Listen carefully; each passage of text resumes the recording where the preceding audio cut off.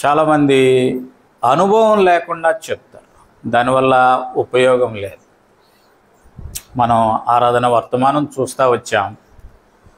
ఆరాధన వర్తమానంలో చాలామంది ఆరాధించారు, కానీ ఇంకా ఆరాధించాల్సిన వారు ఉన్నారు కదా. సహోదరులు, యవన బిడ్డలు, మీరు కూడా నోరు తెరిస్తే మంచిది.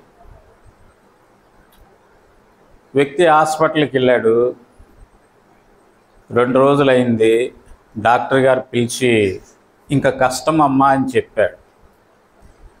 చెప్తే వాళ్ళ యొక్క మానసికమైనటువంటి పరిస్థితి ఎలా ఉంటుంది అంటే బహువేదనకరంగా ఉంటుంది, బహుబాధాకరంగా ఉంటుంది.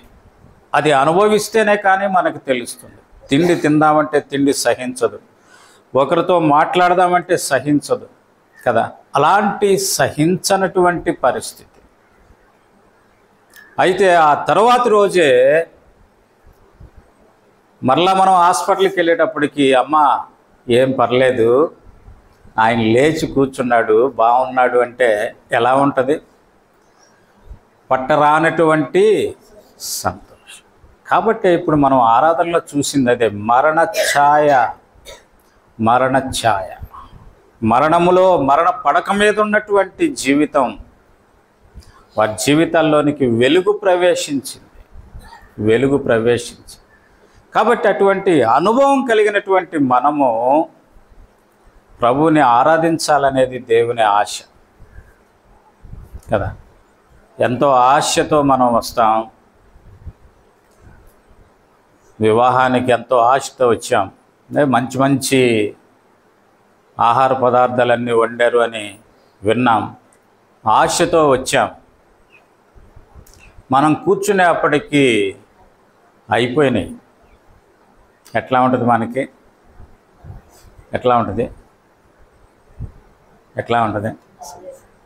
బాధ, నిరుత్సాహం, తినబుద్ధి కాదు కదా. ఆ రీతిగానే ప్రభువు మన మధ్యకు వచ్చి కూర్చున్నాడు. ఆరాధిస్తున్నారు నా బిడ్డలు, ఆరాధిస్తున్నారు నా బిడ్డలని వచ్చి కూర్చున్నాడు. ఆరాధించకపోతే ఎంత నిరాశ కదా. ప్రభువుని మనం నిరాశపరుస్తూ ఉన్నాం, వారం వెంబడి వారం మనం నిరాశపరుస్తూ ఉన్నాం.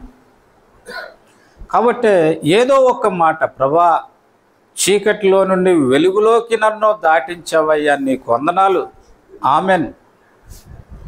మరణ ఛాయ, ప్రభా ఆ స్థితిలో నుండి నన్ను వెలుగులోనికి తీసుకొచ్చావయ్యా, నీకు వందనాలు. చాలు, ఇంక నువ్వేమి సాగదీసి చెప్పక్కర్లా కదా.